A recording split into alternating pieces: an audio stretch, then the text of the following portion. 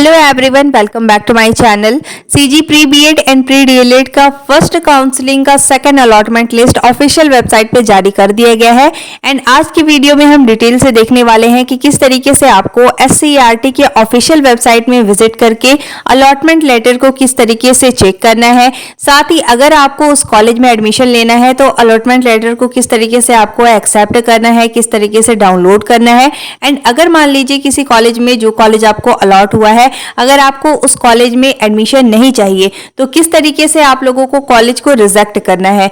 Reject and accept करने के बाद आपका स्टेटस किस तरीके से शो होगा, स्टेप बाय स्टेप प्रोसेस में आपको डिटेल में बताने वाली हूं। सो वीडियो को अंत तक जरूर देखिएगा एंड कोई भी मिस्टेक नहीं कीजिएगा, अदरवाइज आप लोगों को फर्स्ट काउंसलिंग से बाहर कर दिया जाएगा। ठीक है, तो जैसा मैं प्रोसेस बता रही हूँ उसी तरीके से आप लोगों को एक्सेप्ट या रिजेक्ट करना है। इसके लिए देखिए, सबसे पहले आपको किसी भी ब्राउजर में लिखकर सर्च कर लेना है CGSCERT। जैसे ही आप CGSCERT लिखकर सर्च करेंगे आपके सामने SCERT का मेन पेज आ जाएगा। अब आपको स्क्रॉल करके इस पेज में नीचे की तरफ आ जाना है और यहाँ पे देखिए सबसे पहले नंबर पे लिखा हुआ है SCERT Chhattisgarh DElEd online counselling 2020। अब आपको सिंपली फर्स्ट लिंक वाले ऑप्शन पे क्लिक कर लेना है। जैसे ही आप उस पर क्लिक करेंगे आपके सामने एक न्यू पेज आ जाएगा। अब देखिए यहाँ पे सर्कुलर ऑर्डर्स वाला पेज आ चुका है। अब आपको सिंपली इस पेज में स्क्रॉल करके नीचे की तरफ आ जाना है और यहाँ पे देखिए सबसे लास्ट में एक लिंक प्रोवाइड किया गया है, लिखा हुआ है डीएलएड ऑनलाइन काउंसलिंग 2025-26 हेतु लिंक। अब आपको सिंपली लास्ट लिंक वाले ऑप्शन पे क्लिक कर लेना है।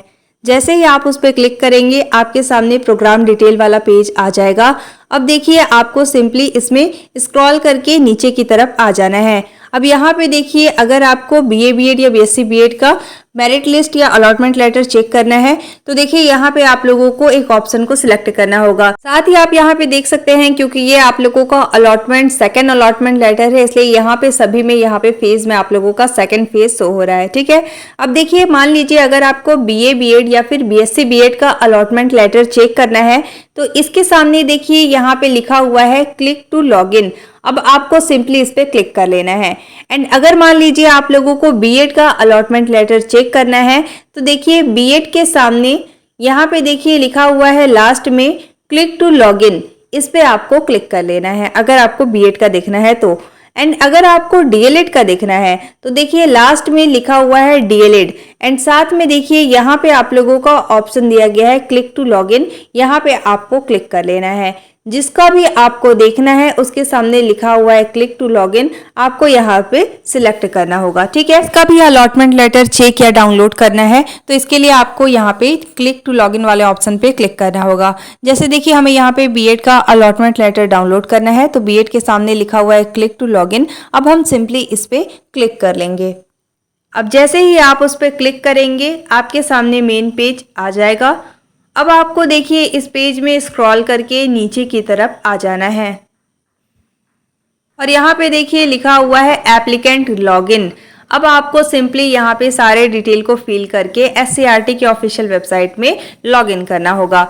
यहाँ पे देखिए सबसे पहले है रजिस्ट्रेशन नंबर, तो आपको यहाँ पे अपना रजिस्ट्रेशन नंबर डाल देना है। इसके बाद है योर पासवर्ड, तो यहाँ पे आपको अपना पासवर्ड डाल देना है। इसके बाद देखिए लिखा हुआ है इंटर बिलो मेंशन टेक्स्ट, तो देखिए नीचे की तरफ आप लोगों को एक कैप्चा प्रोवाइड किया गया है।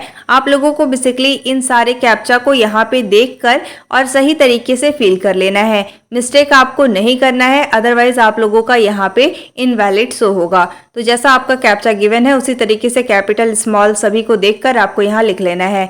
इसके बाद देखिए नीचे की तरफ लिखा हुआ है लॉगिन। अब आपको सिंपली लॉगिन वाले ऑप्शन पे क्लिक कर लेना है। अब जैसे ही आप उस पर क्लिक करेंगे आपके सामने देखिए मेन पेज ओपन हो चुका है।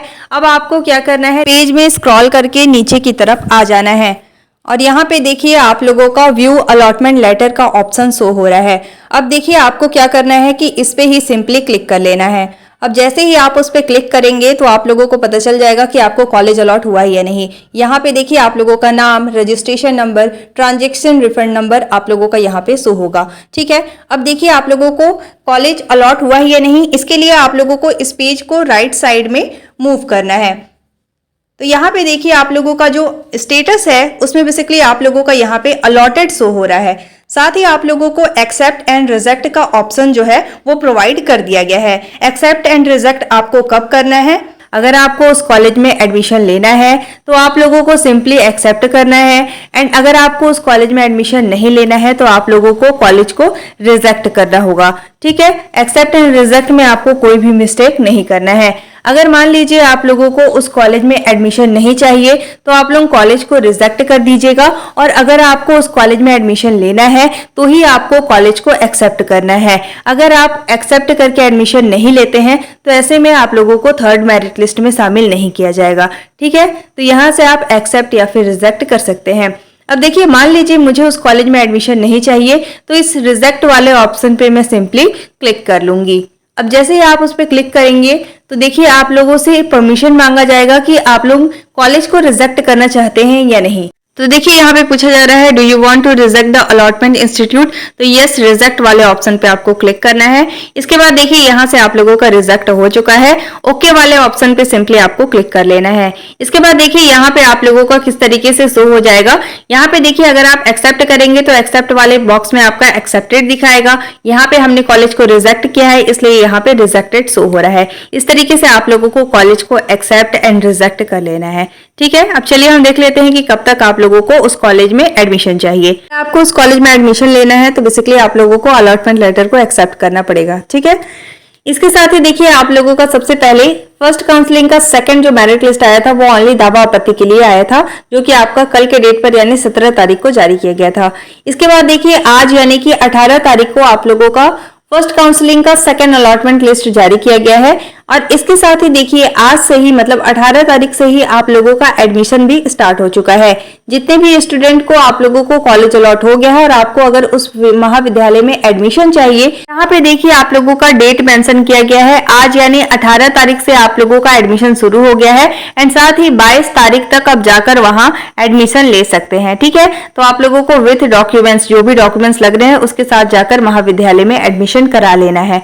इसके साथ ही देखिए आप लोगों का फर्स्ट काउंसलिंग के सेकंड अलॉटमेंट लिस्ट में जितने भी स्टूडेंट को कॉलेज अलॉट हो जाएगा, इसके बाद आप लोगों का वैकेंट सीट आता है। तो वैकेंट सीट आप लोगों का नेक्स्ट डे ही जारी कर दिया जाएगा। यहाँ पे आप देख सकते हैं 23 तारीख को आप लोगों का वैकेंट सीट जारी कर दिया जाएगा, और आप देख पाएंगे कि कितने लोगों ने एडमिशन लिया है और कितना सीट अलग अलग कॉलेज में बचा हुआ है। ठीक है, इसके बाद देखिए आप लोगों का थर्ड मेरिट लिस्ट आएगा। थर्ड मेरिट लिस्ट कब आएगा? तो देखिए यहाँ पे आप लोगों का मेंशन किया गया है 24 तारीख को आप लोगों का थर्ड मेरिट लिस्ट जारी किया जाएगा। बेसिकली ये आप लोगों का फर्स्ट काउंसलिंग का थर्ड मेरिट लिस्ट जारी किया जाएगा दावा आपत्ति के लिए। ठीक है, इसके बाद देखिए आप लोगों का फाइनल मेरिट लिस्ट जो है यानी फर्स्ट काउंसलिंग का थर्ड फाइनल मेरिट लिस्ट 25 को यानी 25 तारीख को जारी किया जाएगा, एंड इसी दिन से आप लोगों का एडमिशन भी स्टार्ट हो जाता है। आपको पता होगा कि जब आपका फाइनल मेरिट लिस्ट आता है तो उसी दिन से आप लोगों का एडमिशन भी शुरू हो जाता है। तो यहाँ पे आप देख सकते हैं प्रथम चरण की तीसरी सूची में आवंटित अभ्यर्थी द्वारा महाविद्यालय में प्रवेश के लिए निर्धारित तिथि। तो यहाँ पे आप लोगों का 25 यानी 25 तारीख से लेकर 29 तारीख तक का टाइमिंग दिया जाएगा। आपको जाकर महाविद्यालय में एडमिशन कराना होगा। ठीक है, आप लोगों को सारे डॉक्यूमेंट्स को रेडी रखना है। यहाँ पे आप लोगों को ज्यादा टाइमिंग नहीं दिया जाएगा। इसके बाद देखिए आप लोगों का फर्स्ट काउंसलिंग का लास्ट वैकेंट सीट जो है वो आप लोगों का 30 तारीख को जारी किया जाएगा, और आपको पता चल जाएगा कि कितने स्टूडेंट ने फर्स्ट काउंसलिंग में एडमिशन लिया है और कितने वैकेंट सीट बचे हुए हैं। इसके बाद जितने भी वैकेंट सीट रह जाएंगे अलग अलग कॉलेज में, उसका आप लोगों का वैकेंट सीट जारी किया जाएगा, और इसी बेसिस पे आप लोगों का सेकंड काउंसलिंग स्टार्ट हो जाएगा। तो बेसिकली जितने भी स्टूडेंट ने काउंसलिंग नहीं कराया है या फिर कॉलेज को रिजेक्ट किया है या फिर आप लोगों को काउंसलिंग से बाहर किया गया है, आप लोगों को फिर से सेकंड चांस दिया जाएगा काउंसलिंग के लिए। तो देखिए सेकंड काउंसलिंग आप लोगों का 1 तारीख से स्टार्ट हो जाएगा। 1 अक्टूबर से 5 अक्टूबर तक आप रजिस्ट्रेशन करके काउंसलिंग करा सकते हैं। ठीक है, तो बेसिकली आप लोगों का जो एडमिशन प्रोसेस है वो आप लोगों का 18 तारीख से 22 तारीख रहने वाला है। आपको जाकर महाविद्यालय में जल्द से जल्द एडमिशन ले लेना है। ठीक है, साथ ही आप सभी को मेरे टेलीग्राम ग्रुप से ज्वाइन हो जाना है। जो भी लेटेस्ट अपडेट आता है मैं सबसे पहले टेलीग्राम ग्रुप में शेयर कर देती हूँ। Thanks for watching. If you like my video don't forget to like, subscribe and share.